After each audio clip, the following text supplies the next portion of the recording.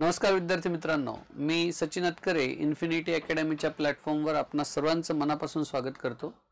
मित्रांनो, आपण एक यूपीएससी मराठी माध्यमातून तयारी करता येते का या संदर्भामध्ये आपण एक YouTube सिरीज स्टार्ट करतोय। त्यातलं आजचं हे पहिलं सेशन आहे। बऱ्याच विद्यार्थ्यांना यूपीएससी करायची इच्छा असते, परंतु त्याची सुरुवात कशी करावी, परीक्षा पद्धती कशी असते, कुठल्या प्रकारच्या परीक्षा पास होणं गरजेचं आहे, किती टप्प्यामध्ये परीक्षा आहे, पुस्तकं कुठली वापरावी, एनसीईआरटीचं महत्त्व काय आहे, असे असंख्य प्रश्न विद्यार्थ्यांच्या मनामध्ये असतात। परंतु या प्रश्नांची उत्तरं त्यांना माहिती नसतात किंवा जी काही माहिती आहे ती अर्धवट माहिती असते आणि त्यामुळे मग मार्केटमध्ये उपलब्ध असलेल्या संसाधनांचा योग्य वापर करून ते विद्यार्थी बिचारे एकला चलो रे या पद्धतीने अभ्यास करण्याचा प्रयत्न करतात। यामध्ये काही लोक यशस्वी होतातही, परंतु अयशस्वी होण्याचं प्रमाण मात्र खूप मोठ्या प्रमाणामध्ये आहे। आपली ही सिरीज सुरू करण्यामागचा उद्देश हा आहे की विद्यार्थ्यांपर्यंत विद्यार्थ्यांच्या असणाऱ्या प्रत्येक छोट्या छोट्या प्रश्नांची उत्तरं ते मोठ्या मोठ्या प्रश्नांची उत्तरं ही डिटेलमध्ये कशी देता येतील, विद्यार्थ्यांचं शंका समाधान कसं आपल्याला सॉल्व्ह करता येईल, त्या संदर्भात आपण ही सिरीज सुरू करतोय। या सिरीजचा हा पहिला व्हिडिओ आहे आणि पहिला व्हिडिओ असा सुंदर विषय आपण घेऊन आलोय की गेल्या काही वर्षांमध्ये आपण बघत असू की यूपीएससी मध्ये अलीकडे मराठी टक्का हा दिवसेंदिवस वाढत चाललाय।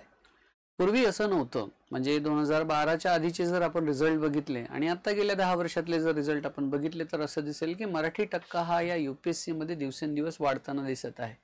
त्याच्या मागचं एक सगळ्यात महत्त्वाचं कारण असं आहे की यूपीएससी मध्ये आता तुम्हाला जर परीक्षा द्यायची असेल तर आपल्याला मराठीमध्ये सुद्धा परीक्षा देता येतात किंवा मुलाखत सुद्धा आपल्याला मराठीमध्ये देता येते। हे जे नवीन बदल अलीकडे झालेत त्या संदर्भात विद्यार्थ्यांच्या मनामध्ये असणाऱ्या शंका, त्या संदर्भात असणारी योग्य माहिती हे आपल्याला आजच्या व्हिडिओमधून देत आहोत आपण। जसं की तुम्ही थंबनेल मध्ये बघत असाल की यूपीएससी पूर्व अधिक मुख्य अधिक मुलाखत मराठीतून देता येते का, असं आजचं ह्या व्हिडिओचं आपण एक टायटल ठेवलेलं आहे। याच्यामध्ये आपल्याला बघायचं आहे की या 3 टप्प्यापैकी कोणता टप्पा आपल्याला मराठीतून देता येतो, कोणता देता येत नाही आणि त्याच्या संदर्भात नेमक्या काय काय सूचना यूपीएससी मार्फत करण्यात आलेल्या आहेत ते सुद्धा आपल्याला बघायचं आहे। या व्हिडिओमध्ये आपल्याला हे बघायचं आहे की विद्यार्थ्यांच्या मनामध्ये जे काही आता अलीकडे यूपीएससी संदर्भात एक वेगळा मतप्रवाह सुरू आहे त्या संदर्भात सुद्धा जर काही तुमचे प्रश्न असतील तर तुम्ही ते मला कमेंट करू शकता आणि कमेंट बॉक्स मधले जे प्रश्न असतील तुमचे त्याचे उत्तर सुद्धा आपण इथे देण्याचा प्रयत्न करू। तुमचं समाधान झालं पाहिजे असा प्रयत्न आपण या माध्यमातून करू। तर आपण प्रश्न उत्तर पद्धतीने आजचं हे सेशन घेणार आहोत आणि आपण स्टेप बाय स्टेप या व्हिडिओला आपण शेवटपर्यंत बघायला पाहिजे असं मी तुम्हाला सांगतो। प्लस ज्यांनी अजूनही YouTube चॅनल आपलं सबस्क्राइब केलं नसेल त्यांनी नक्की सबस्क्राइब करा, बेल आयकॉनला क्लिक करा जेणेकरून असे नवनवीन व्हिडिओज तुम्हाला बघता येतील। तर पहिला प्रश्न जो आहे विद्यार्थ्यांच्या मनामध्ये पडलेला तो हा की यूपीएससी सीएसई म्हणजे सिव्हिल सर्व्हिस एक्झामिनेशन ही मराठीमध्ये करता येते का। तर याची परीक्षा पद्धती जर आपण सुरुवातीला लक्षात घेतली तर आपल्याला असं लक्षात येईल की यूपीएससीच्या परीक्षा पद्धतीमध्ये 3 प्रकारे आपण या प्रोसेसला समोर जाऊ शकतो। बघा, युनियन पब्लिक सर्व्हिस कमिशन म्हणजे यूपीएससी ही आपली सेंट्रलची ज्या काही रिक्रुटमेंट असतात IAS, IPS, IFS, IRS अशा पद्धतीच्या ज्या हाय लेवलच्या एक्झाम्स आहेत, पोस्ट आहेत, त्याच्यासाठी रिक्रुटमेंट जर करायची असेल तर यूपीएससी कडे ती जबाबदारी देण्यात आलेली आहे आणि यूपीएससी ती जबाबदारी खूप छान पार सुद्धा पाडते। ज्यामध्ये सुरुवातीला आपल्याला पूर्व परीक्षा आहे, त्यानंतर मुख्य परीक्षा आहे आणि नंतर मुलाखत, अशा 3 टप्प्यामधनं आपल्याला जावं लागतं। यातला सगळ्यात महत्त्वाचा जो टप्पा आहे जो की पूर्व परीक्षा म्हणजे प्रिलिमिनरी एक्झामिनेशन। या प्रिलिमिनरी एक्झामिनेशन मध्ये एकूण 2 पेपर असतात। जो पहिला पेपर आहे त्याला जीएस असं म्हटलं जातं आणि जो दुसरा पेपर आहे त्याला सीसॅट असं म्हटलं जातं। जीएस मध्ये एकूण 100 प्रश्न असतात आणि सीसॅट मध्ये एकूण 80 प्रश्न असतात। 2.5 मार्काला एक प्रश्न सीसॅटला असतो। असं 200 गुणांसाठी आपल्याला सीसॅट आहे आणि जीएस हा जो आहे हा 200 गुणांसाठी आहे। 100 प्रश्न हे प्रश्न संख्या आहे आणि हे एकूण गुण आहेत।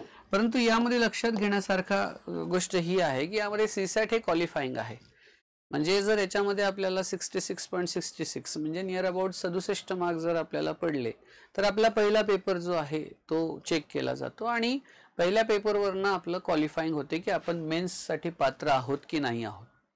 आता यामध्ये हा जो पहिला टप्पा आहे, पहिला पेपर आहे, यामध्ये जे प्रश्न पत्रिका दिलेली आहे ती ऑब्जेक्टिव्ह आहे, सब्जेक्टिव्ह नाही आहे.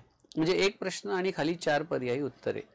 यामध्ये असं आहे मित्रांनो की आपल्याला जी प्रश्नपत्रिका आलेली आहे त्यामध्ये हिंदी आणि इंग्लिश अशा दोनच भाषांमध्ये ती प्रश्नपत्रिका असते. म्हणजे ती जी आहे मराठीमध्ये आपल्याला पूर्वपरीक्षा देता येत नाही. बरं, ऑब्जेक्टिव्ह असल्यामुळे अडचणीसारखं असं काही नाही असं मला वाटते. हिंदी आणि इंग्लिश बऱ्यापैकी विद्यार्थ्यांना कळते, किती बोलता येते हा वेगळा भाग झाला, परंतु आपल्याला प्रश्न वाचल्यानंतर तो प्रश्न कळतो इतपत आपलं नॉलेज आहे. इंग्लिश ही बरी आहे हिंदीपेक्षा, कारण हिंदी आपलं एवढं कमांड नाही आहे असं मला वाटते. जसा प्रश्नांचा जो दर्जा असतो किंवा जी भाषा असते ती हाय लेवलची हिंदी आहे, जी नॉर्थ इंडियाचे मुलं बऱ्यापैकी छान बोलतात. आपल्याला तर लगेच कळत नाही. निम्नलिखित में से सही युग्म चुनिये, तर निम्नलिखित, युग्म असे शब्द आपल्याला लवकर कळत नाही. परंतु जर आपण इंग्लिशमध्ये जर प्रश्न बघितले तर आपल्याला लवकर कळू शकतात.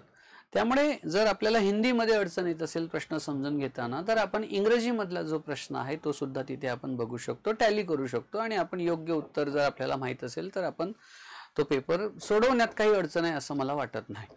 राहिली गोष्ट आता मुख्य परीक्षा आणि मुलाखत. तर मुख्य परीक्षा आता मराठीत देता येते आणि मुलाखत सुद्धा आता मराठीमध्ये देता येते.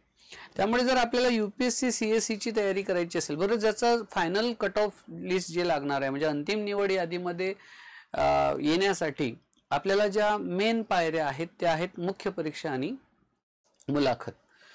महत्वाचा मुद्दा असा आहे की आता मुख्य परीक्षा आणि मुलाखत दोन्ही गोष्टी आपल्याला मराठीतून देता येतात आणि हा महाराष्ट्रातल्या मुलांसाठी असलेला सगळ्यात मोठा प्लस पॉइंट आहे.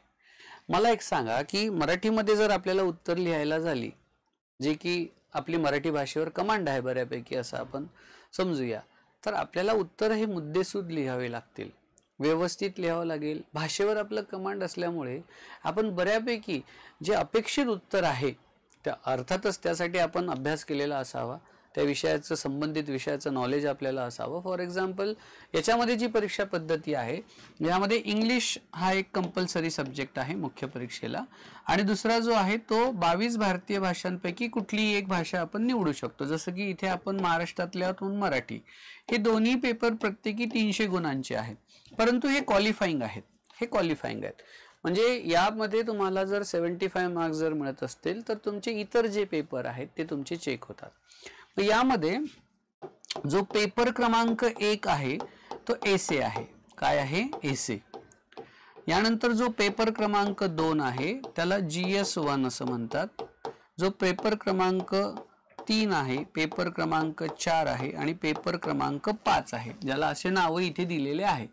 तर त्यामध्ये आपल्याला असं दिसेल की हा GS सेकंड म्हणजे सामान्य अध्ययन 2, सामान्य अध्ययन 3 आणि इथे शेवटी GS4 ज्याला आपण म्हणतो तो सामान्य अध्ययन 4.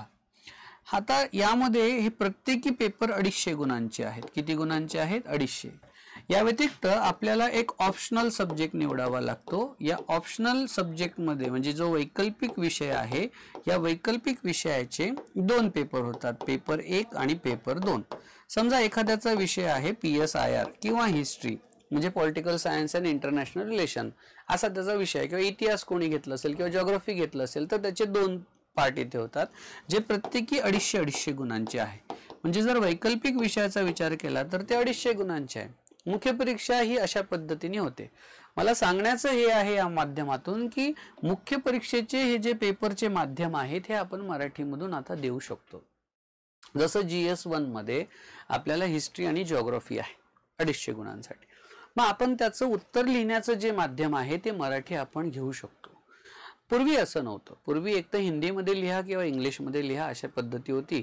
इंग्लिश आपली तुटक फुटक आहे आणि हिंदीमध्ये पाहिजे तसं कमांड आपल्याकडे नाही. उदाहरणार्थ ये गमले है वे गमले है याच्यावर आपली हिंदी लवकर गेली नाही.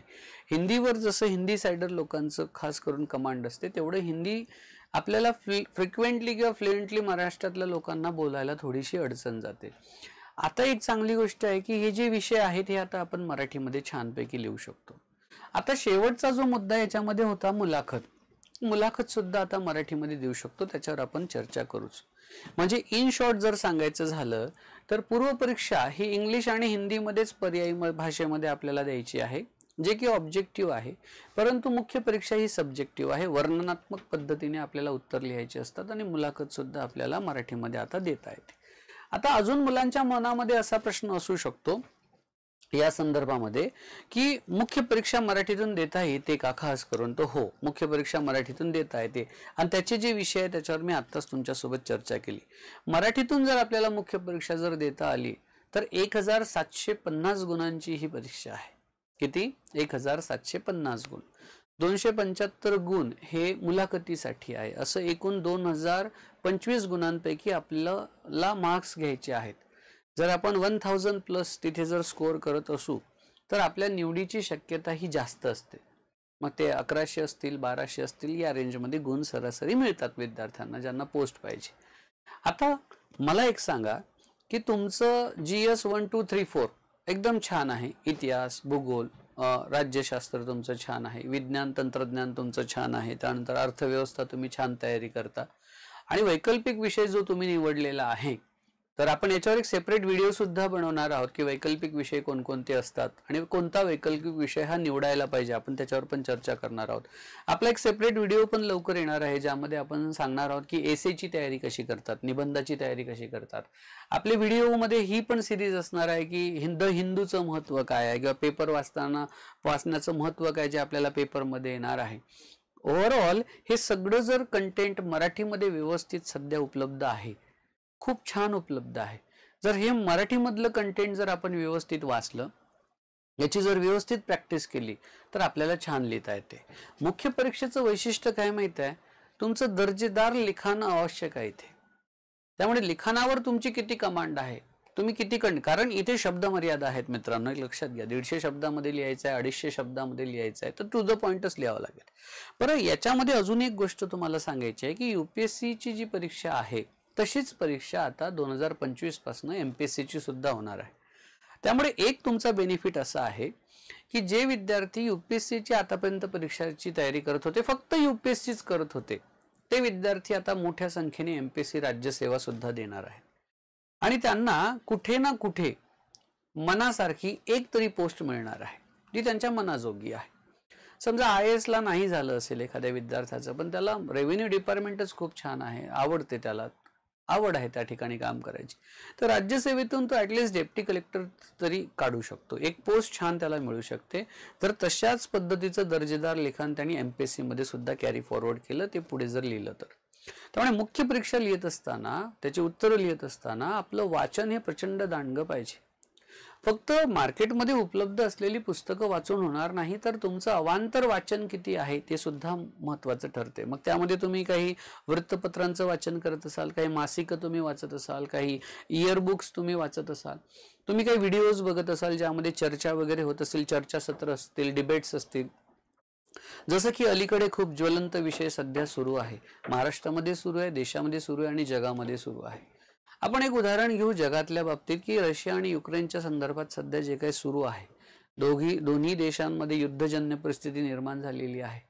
मग त्याचा जो परिणाम जगातल्या इतर देशांवर होणार आहे, अर्थव्यवस्थेवर होणार आहे, व्यापारावर होणार आहे, कल्चरवर सुद्धा याचे डायरेक्टली इनडायरेक्टली परिणाम होतात. तर हे कशा पद्धतीने होतात, बरोबर, मग हे पण आपल्याला इथे बघायचं आहे.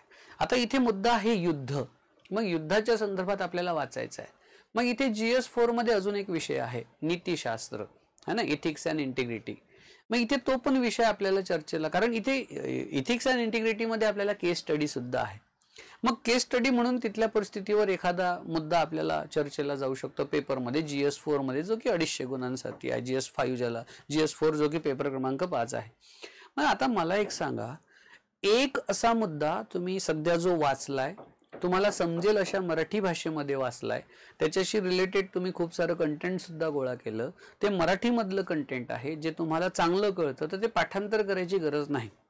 तुम्ही तुमच्या पद्धतीने छान नोट्स काढू शकता, तुम्ही ट्री डायग्राम काढू शकता, पाय डायग्राम काढू शकता, चार्ट डायग्राम काढू शकता. कसल्याही पद्धतीने, कुठल्याही पद्धतीने, कुठल्याही मार्गाने तुम्ही त्याचं जर व्यवस्थित मटेरियल कंटेंट एका ठिकाणी व्यवस्थित केलं तर ते तुम्हाला इतिहासातही उपयोगी येईल, भूगोलातही उपयोगी येईल, तुम्हाला राज्यघटना राज्यशास्त्रामध्ये सुद्धा उपयोगी, international PSIR political science and international relation हा जर ऑप्शनल घेतला तुम्हाला तिथे उपयोगात येईल. सगळ्यात महत्त्वाचं GS 4 सारख्या इथिक्स अँड इंटिग्रिटी सारख्या अत्यंत प्रिन्सिपली आयडल असणाऱ्या विषयाच्या संदर्भामध्ये सुद्धा तुम्हाला उत्तर लिहिताना अडचण जाणार नाही.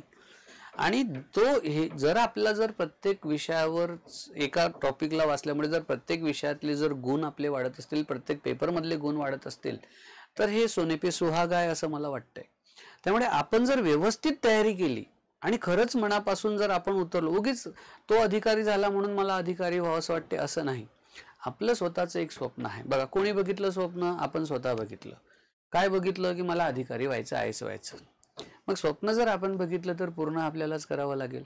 आणि त्यासाठी जी मेहनत करावी लागते, जिथून जिथून बघा, साम दाम दंडभेद वापरून युद्ध जिंकायचे असतात. तर इथे तर आपण चुकीचं तर असं काही करत नाहीये. आपण फक्त उपलब्ध असणारी संसाधनं, पुस्तकं ही वापरून आपल्याला तयारी करायची आहे. आपलं मराठीवर कमांड खूप छान आहे असं मला वाटतंय. त्यामुळे आपण मराठीमध्ये जर आपण मुख्य परीक्षा छानपैकी दिली, जी की एकूण 1750 गुणांची आहे, तर बऱ्यापैकी आपण तिथे मुख्य परीक्षेलाच चांगला स्कोअर करू शकतो. जर मुख्य परीक्षेला आपला स्कोअर 800+ जात असेल, मी कमीत कमी सांगतोय 1750 पैकी जर 800+, 900+ स्कोअर जर आपला जात असेल, तर इंटरव्ह्यू 275 गुणांचा जो आहे त्यामध्ये आपण बऱ्यापैकी चांगले मार्क्स घेऊ शकतो. आणि जी ड्रीम पोस्ट आपली आहे, मग वेदर दॅट इज IAS और IPS और IFS, ते आपल्याला इझिली मिळू शकते.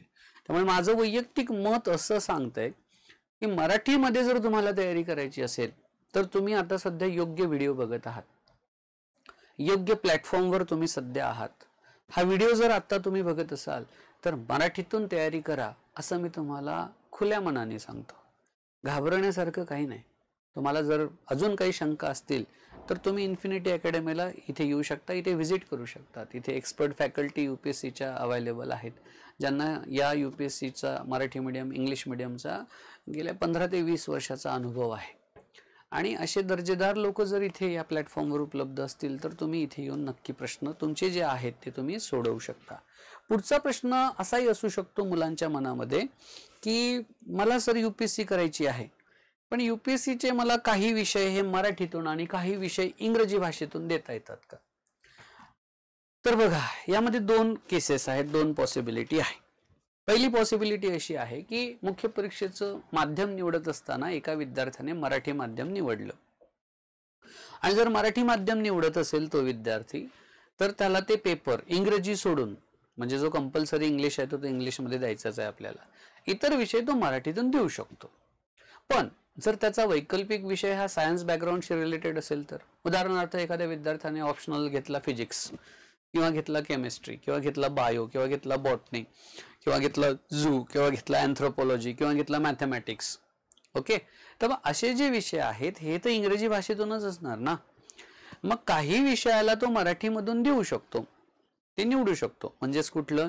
जसं की एसे, GS1, GS2, GS3, GS4 हे तो मराठीतून देऊ शकतो, बरोबर. आणि जर असे ऑप्शनल त्याचे असतील, ज्याचं बॅकग्राऊंड सायन्स आहे, जे इंग्रजी भाषेतच मुळात आहे, तर त्याचं लँग्वेज तो इंग्लिश घेऊ शकतो. पण एखाद्या विद्यार्थ्याचा ऑप्शनल आहे इतिहास किंवा राज्यव्यवस्था आहे, राज्यशास्त्र आणि आंतरराष्ट्रीय संबंध असा त्याचा विषय आहे, किंवा लोकप्रशासन विषय आहे, किंवा भूगोल विषय आहे, तर अशा विषयासाठी जर त्यांनी मराठी माध्यम जर निवडलं असेल तर तो मराठी घेऊ शकतो. त्यामुळे मुख्य परीक्षेचे काही विषय आपल्याला मराठीतून देता येतात आणि काही हे इंग्रजी भाषेतून सुद्धा देतात. बऱ्याच लोकांना हे माहीत नाही, त्यामुळे त्यांना असं वाटतं की सर माझं बॉटनी आहे, मग मला GS 1 2 3 4 पण इंग्लिशमध्ये द्यायला पाहिजे का? जर तुझी कमांड असेल तर इश्यू नाही आहे. पण एखाद्या विद्यार्थ्याला असं वाटतं की मी इंग्रजीपेक्षा मी मराठी भाषेत छान उत्तर लिहू शकतो, तर तो हे विषय त्याला मग टाळावे लागतील. कुठले? जे सायन्स बॅकग्राऊंडशी रिलेटेड आहे, कारण ते इंग्रजी भाषेतूनच आपल्याला तिथे लिहावे लागतात. ओके, तुमचे प्रश्न असतील तर तुम्ही विचारू शकता, हे पण एक महत्त्वाचं इथे आहे. पुढे, मुख्य परीक्षा एका भाषेत आणि मुलाखत वेगळ्या भाषेत देता येते का? तर त्याचं उत्तर आहे हो. एखाद्या विद्यार्थ्याने फॉर एक्झाम्पल मेन्स इंग्रजी भाषेमध्ये दिली, ओके, मुख्य परीक्षा इंग्लिश भाषेमध्ये दिली, आणि त्याची अशी इच्छा आहे की मुलाखत आता मराठीमध्ये द्यायची, तर तसं करता येते. किंवा एखाद्याने मराठीमध्ये मेन्स दिली आणि त्याला मुलाखत इंग्लिश किंवा हिंदीमध्ये द्यायची झाली तर तो देऊ शकतो. असं कुठे बंधन नाही आहे की मुख्य परीक्षेला आपण जे माध्यम निवडलेलं आहे तेच माध्यम आपण मुलाखतीसाठी निवडायचं, असं कुठेही बंधन वगैरे नाही आहे. त्यामुळे ही गोष्ट इथे लक्षात घेण्यासारखी आहे की आपल्याला जर याची तयारी करायची असेल, कशाची? मुलाखतीची, तर माझं तर वैयक्तिक मत असं आहे की ज्या भाषेमध्ये आपण लहानाचे मोठे झालो, आपल्या घरात सर्वसामान्य ती भाषा बोलली जाते, आपलं बॅकग्राऊंड, एज्युकेशनल बॅकग्राऊंड हे जर 5वी ते 10वी 12वी डिग्री हे बऱ्यापैकी मराठी माध्यमातच झालेलं असेल, तर मराठी ही कधीही उत्तम पर्याय असू शकते. पण मग मराठी आपली तशी असावी, म्हणजे व्याकरण दृष्ट्या आपली मराठी तशी असावी, असं नाही असायला पाहिजे तो काय करते आणि तो जेवते, तर अशी मराठी आपली तिथे नसावी. तो काय करतो असं आपण बोललो पाहिजे, तो जेवतो असं, म्हणजे थोडक्यात काय, व्याकरण दृष्ट्या आपली मराठी ही योग्य असावी. मग कुठेतरी त्या प्रश्नाच्या उत्तराला कुठेतरी दर्जा प्राप्त झाला, किंवा त्या, कारण मराठी अशी आहे की माझ्या मराठीची बोलू किती कौतुके, परी अमृता तेही पैजा जिंके. इथे धचा मा होण्यास वेळ नाही लागत. त्यामुळे जे पॅनल आपल्याला प्रश्न विचारणार आहे, त्या पॅनलच्या प्रश्नाला अनुसरूनच आपल्याला योग्य उत्तर द्यायचं आहे. तिथे काय आपल्याला स्टोरी सांगायची नसते मुलाखतीमध्ये, टू द पॉइंट आपले उत्तर असायला पाहिजे.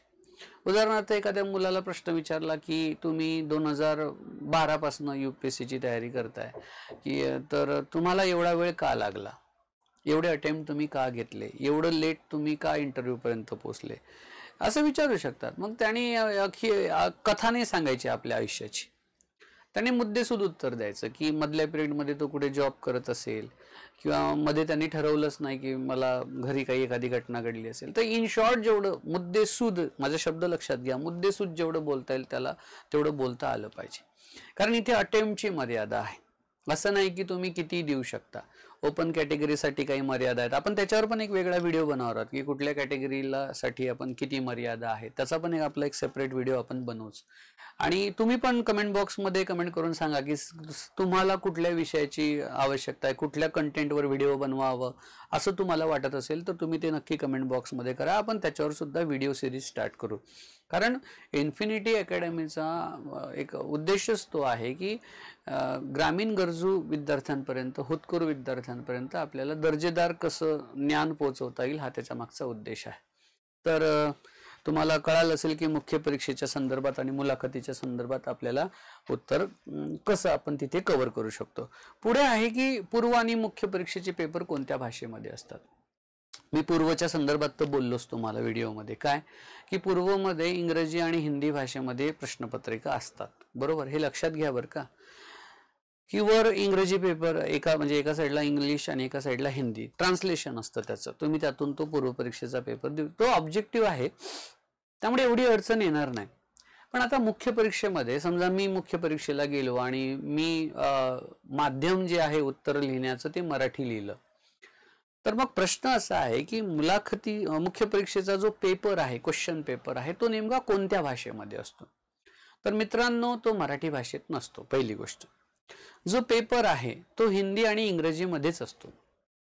कशात असतो? हिंदी आणि इंग्रजीमध्येच असतो. मग आपल्याला त्या प्रश्नाचं ट्रान्सलेशन स्वतःला मराठीत तिथेच करून घ्यायचं आहे. तो प्रश्न काय तो समजून घ्यायचा आहे आणि मग त्याचं उत्तर आपल्याला मराठीमध्ये द्यायचं आहे. लक्षात घ्या बरं का. नाहीतर असं जर नसतं तर मग प्रत्येक विद्यार्थ्याने 22 भारतीय भाषा आहे आपल्या राज्यघटनेमध्ये, 8व्या परिशिष्टामध्ये सांगितलेलं आहे. 22 भाषांमध्ये पेपर काढावा लागला असता वेगवेगळ्या. एक पेपर 22 भाषांमध्ये काढावा लागला असता वेगवेगळ्या.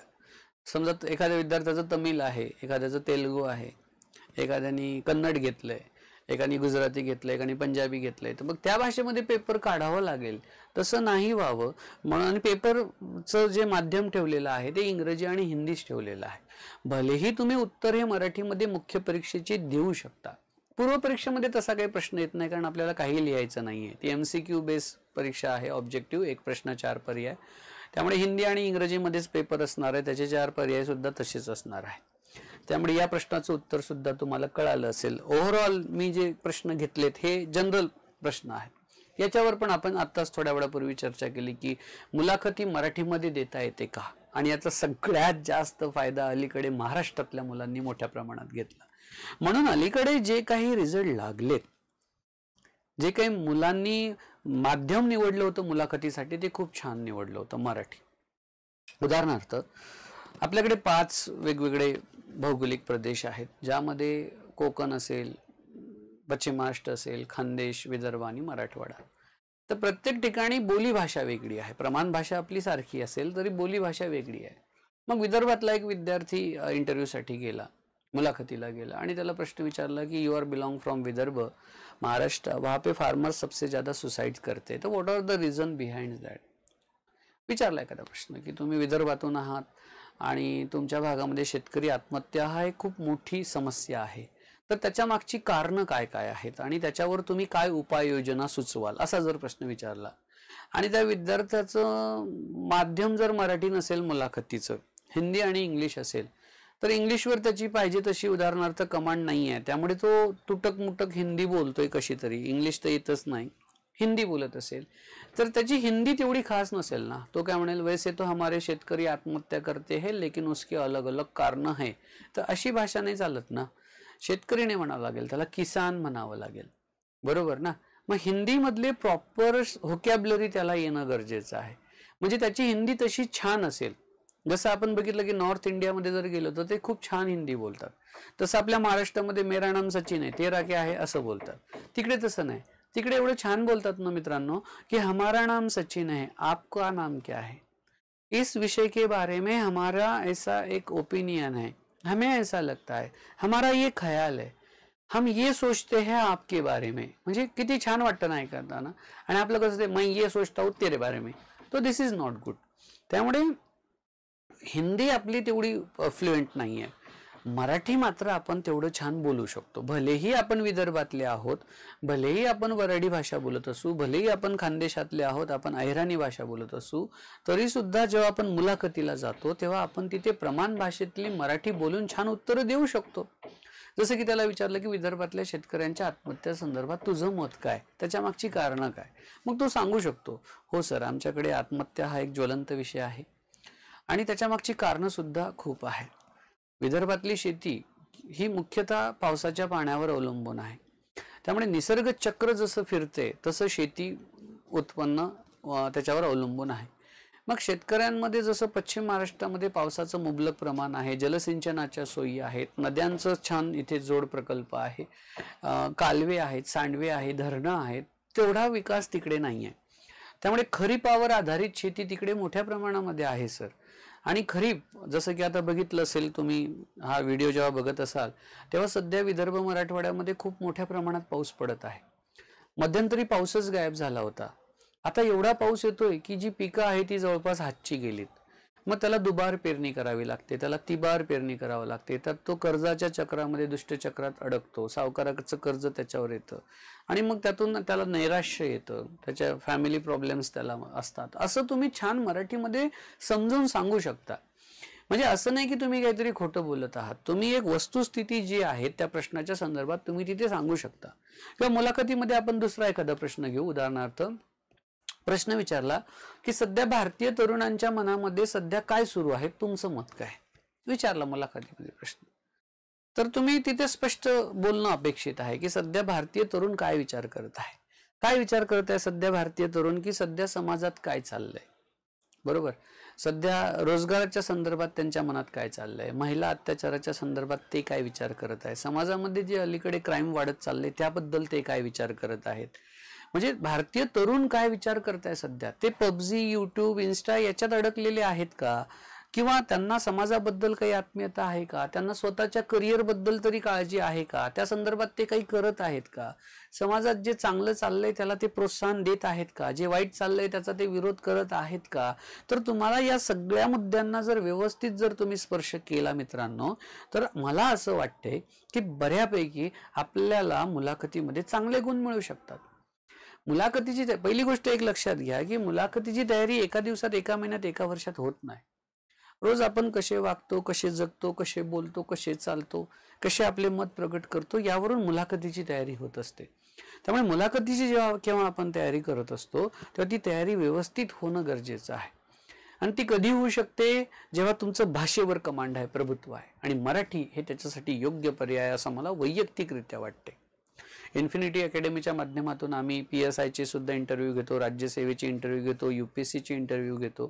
तर बऱ्यापैकी एक्सपिरियन्स टीम जेव्हा तुमची इंटरव्ह्यू घेते, बऱ्यापैकी आम्हाला सुद्धा त्यातून शिकायला मिळते. अलीकडे आम्ही एक 700 PSI चे इंटरव्ह्यू कंडक्ट केलेत. ज्यातले 450+ जवळपास सेवेमध्ये सध्या सिलेक्ट झालेत. राज्यसेवेचे इंटरव्ह्यू पण सध्या सुरू आहेत, बऱ्यापैकी इंटरव्ह्यू झालेत. बऱ्यापैकी आम्हाला कळते की ज्या विद्यार्थ्यांनी माध्यम मराठी निवडलेलं आहे मुलाखतीचं, तो खूप फ्रिक्वेंटली आन्सर देऊ शकतो. पण ज्याचं बॅकग्राऊंड हिंदी साइडर आहे, त्याच्या घरात हिंदी बोलत असेल, त्याचं एज्युकेशनल बॅकग्राऊंड हिंदी आहे, तर त्यांनी हिंदी माध्यम निवडायला हरकत नाही. किंवा कोणी इंग्लिशवर ज्याची कमांड आहे तो इंग्लिशमध्ये त्याचं जी मुलाखत आहे ती देऊ शकतो. ठीक आहे. तुमचे प्रश्न जे असतील ते मध्ये मध्ये टाकत चला, म्हणजे मला सुद्धा बघता येतील तुमचे काही प्रश्न आहेत का. आता बऱ्यापैकी आपण या व्हिडिओमध्ये तुमचे UPSC मराठी याबद्दलचे प्रश्न कव्हर केलेले आहेत. आपली एक IAS ची बॅच सुद्धा स्टार्ट होते. तुम्हाला इथे दिसत असेल IAS बॅच, ऑफलाईन ऑनलाईन दोन्ही पण आहे. फाउंडेशन कोर्स सुद्धा आपला इथे आहे. मराठी आणि इंग्लिश दोन्ही माध्यमातून आपण स्टार्ट करतोय. आणि इन्फिनिटी हा पुण्यातला एक मोठा प्लॅटफॉर्म आहे. या प्लॅटफॉर्मच्या माध्यमातून जे आम्हाला लीड करताय सगळ्यात मोठे महाराष्ट्रातलं मोठे शिक्षक, मोठे आमचे गुरुवर्य आदरणीय भूषण देशमुख सर जे आहेत, ते आपल्याला इथे मेंटॉरशिप करणार आहेत. सगळं सर आणि त्यांची टीम जी आहे ती टीम आपल्याला इथे उत्तम असं मार्गदर्शन मराठी आणि इंग्रजी दोन्ही भाषेमध्ये आपल्याला करत आहे. पुणे, नाशिक आणि नागपूर तिन्ही ठिकाणी आपण हे कोर्सेस आपण इथे करणार आहोत. हा सिलेबसची एक कॉपी मी ज्याच्यावर तुमच्यासोबत आत्ताच डिस्कस केलेला आहे ती पण इथे आहे. ही तुमच्याकडे राहू द्या, तुम्ही याचा स्क्रीनशॉट काढू शकता. किंवा तुम्हाला जर ही पाहिजे असेल, PDF वगैरे तुम्हाला लागत असेल, तर जो नंबर दिलेला आहे त्या नंबरवर तुम्ही कॉन्टॅक्ट करू शकता आणि तुम्हाला जे पाहिजे ते तुम्हाला इथे मिळू शकते.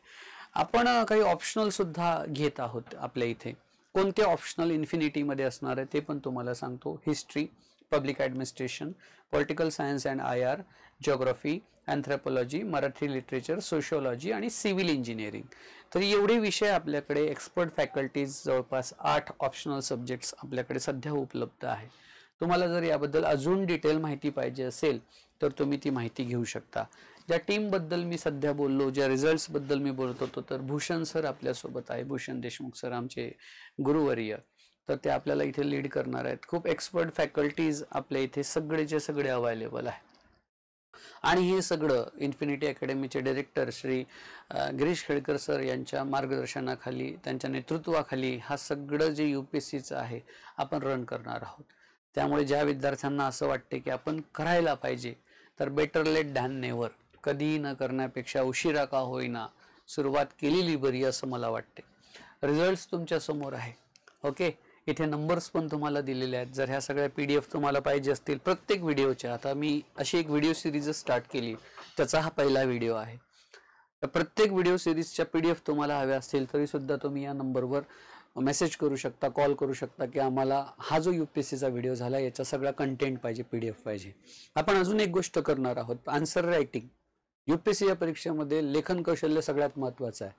तर आम्ही विद्यार्थ्यांकडनं काही प्रश्न आम्ही विद्यार्थ्यांना देणार आहोत आणि त्यांनी त्यांचे मॉडेल आन्सर्स त्यांनी तिथे लिहावं, छानपैकी आमच्याकडे पाठवावं. स्कॅन करून पाठवा, ऑफलाईन पाठवा, ऑनलाईन कसंही पाठवा. आमची एक्सपर्ट टीम ते चेक करणार, त्याचं इव्हॅल्युएशन करणार आणि तुम्हाला त्याच्या माध्यमातून काही सूचना सुद्धा देणार, जेणेकरून तुम्हाला कसं अजून छान उत्तर लिहिता येतील, कसे तुमचे मार्क्स वाढतील, हा सुद्धा एक चांगला उपक्रम इन्फिनिटीच्या माध्यमातून आम्ही सुरू केलेला आहे.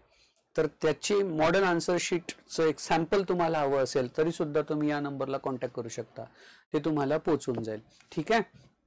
तर हा जो व्हिडिओ आहे मित्रांनो, या व्हिडिओच्या माध्यमातून माझा पहिला प्रयत्न, प्रामाणिक प्रयत्न हा होता की तुम्ही छानपैकी UPSCची तयारी आता करायला हरकत नाही.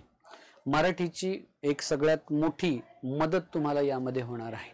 असेच दर्जेदार व्हिडिओ जर तुम्हाला बघायचे असतील तर इन्फिनिटीचं जे चॅनल आहे ते तुम्ही नक्की सगळ्यांनी सबस्क्राईब करू. भेटूया आपण आपल्या दुसऱ्या व्हिडिओमध्ये लवकर. तोपर्यंत सगळ्यांनी छान अभ्यास करा. All the best. धन्यवाद.